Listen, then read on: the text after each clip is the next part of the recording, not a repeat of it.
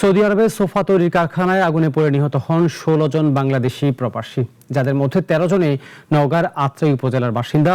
২ জনের বাড়ি নাটোরের নলডাঙ্গা এবং একজনের রাজশাহীর বাগমারায়। শোকে দিশেহারা নিহতদের পরিবারগুলো। স্বজনদের মৃতদেহ দ্রুত দেশে ফিরিয়ে আনার দাবি তাদের। নওগাঁ প্রতিনিধি সুমন আলী ও নাটোর প্রতিনিধি মেহেদী হাসান তামিনের পাঠানোর প্রতিবেদন জানাচ্ছেন মিরাজ মেজু। গতকাল সৌদি আরবে সোফা তৈরির কারখানায় আগুনে পুড়ে অঙ্গার হয় সেখানে কর্মরত শ্রমিকরা। অগ্নিকাণ্ডে নিহতদের মধ্যে ১৬ জন বাংলাদেশি শ্রমিক, যাদের ১৩ জনই নওগাঁর বাসিন্দা। নিহত প্রবাসীদের গ্রামগুলোতে চলছে শোকের মাতম। গন্ডগোহালি গ্রামের ২ ভাই মোহন ও সুমন একই সঙ্গে বেড়ে ওঠা, ভাগ্য বদলে একসঙ্গে বিদেশ যাত্রা। কে জানতো ভাগ্যের নির্মম পরিহাসে একসঙ্গেই না ফেরার দেশে চলে যাবে এই ২ সহোদর। সৌদিতে উপার্জনের টাকায় গ্রামে নির্মাণ করেছিলেন ইটের বাড়ি।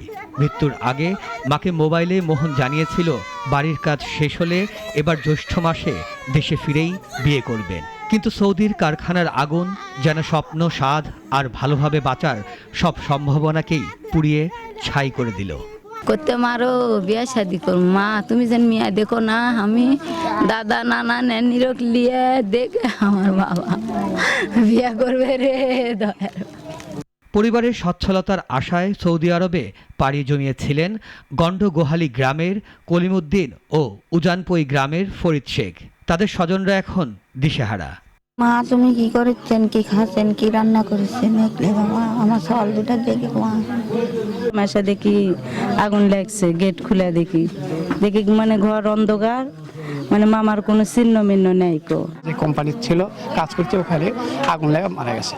একই উপজেলার পারকাসুন্দা, দুবাই, সাধননগর সহ বেশ কয়েকটি গ্রামের মোট ১৩ জন বাংলাদেশি নিহত হন সৌদি আরবে, যারা সবাই রিয়াদের একটি সোফা তৈরির কারখানায় কাজ করতেন। প্রতিবেশী আর স্বজনদের দাবি দ্রুতই ফিরিয়ে আনা হোক তাদের মৃতদেহ।